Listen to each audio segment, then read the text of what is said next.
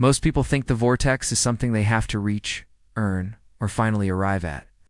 They imagine it as a place somewhere ahead of them, reserved for the version of themselves who has healed enough, thought positively enough, or done the work correctly. That misunderstanding alone creates resistance before they even begin. The vortex is not a destination. It is not a reward. It is not something that turns on only when you get everything right.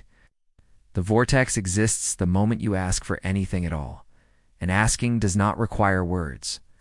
Asking happens through contrast. Asking happens the moment you experience something unwanted and feel a preference for something different.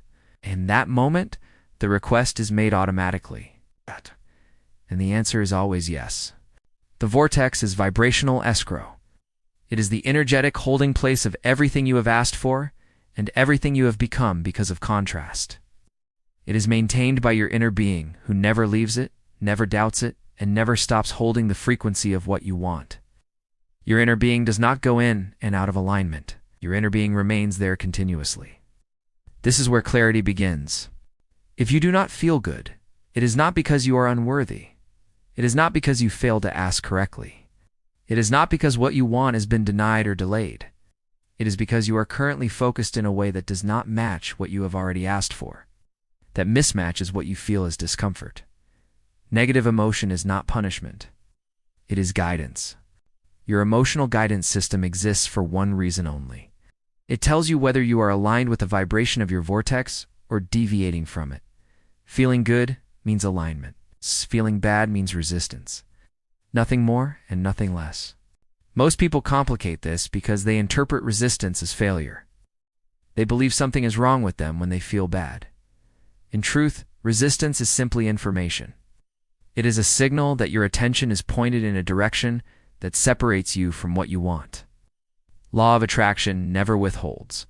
Source never delays. The vortex never empties. Only your focus shifts. One of the biggest misunderstandings about alignment is the belief that effort is required to get there.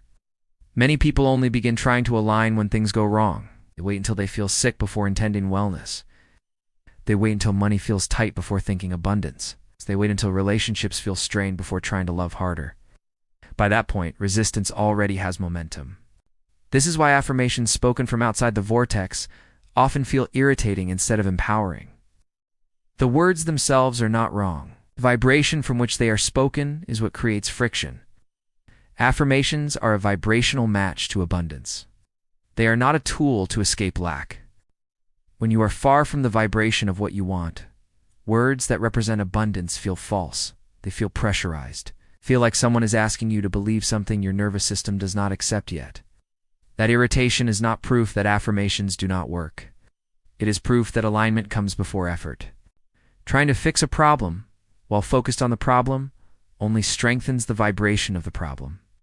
Effort offered from resistance often backfires because it adds energy to the direction you are already facing. This is why the logical sequence is not affirm and then align. The logical sequence is align and then affirm. So what does being in the vortex actually mean? Being in the vortex does not mean feeling joyful all the time. It does not mean ignoring reality or pretending everything is fine. Being in the vortex simply means the absence of resistance.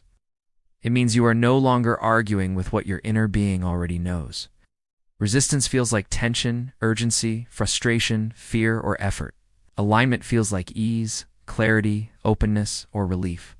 Relief is the doorway into the vortex. Relief is alignment beginning.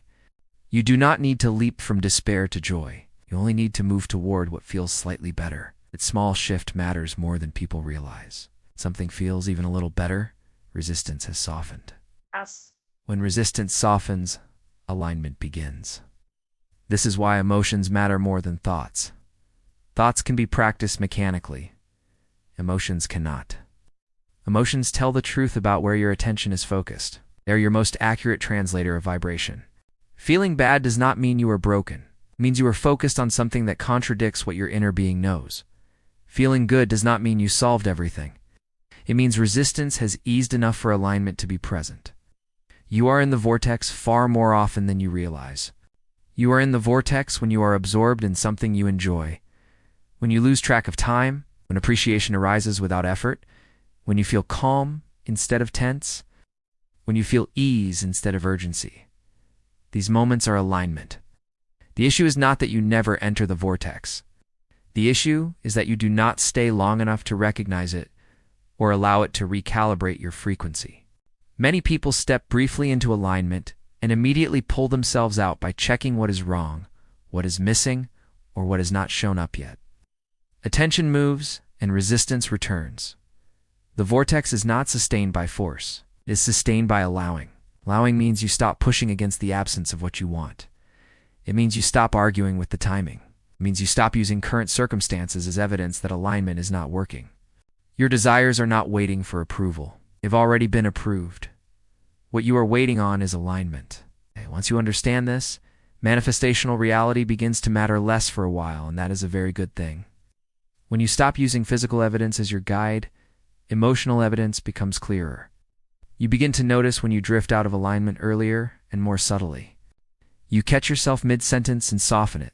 You notice tension before it becomes frustration. You redirect attention before resistance gains momentum. This is deliberate creation. When you spend time in the vortex, ideas begin to flow naturally. No, not forced ideas, not frantic ideas. Clear ideas, compelling ideas, ideas that feel obvious and energizing. These ideas lead you to cooperative components, people, opportunities, timing, resources, not because you chased them, but because you aligned with them. Inside the vortex, manifestation feels effortless. Inside the vortex, manifestation feels impossible. This is why speed matters. Energy is moving faster than ever. Contrast is stronger. Asking is stronger. For those aligned, this energy lifts, supports, and clarifies. For those resisting, it feels overwhelming. The vortex is not something to chase. It is something to recognize. Your inner being is there, holding everything you have asked for. It's not for the thrill of the manifestation, but for the experience of alignment. You did not come for the things. You came for the feeling of being in sync with who you are. You came for the passion of life. You came for the emotion of life. You came for the clarity and the ease and the deep satisfaction of alignment. That is the vortex. And the moment you stop trying to get there, you realize you already are.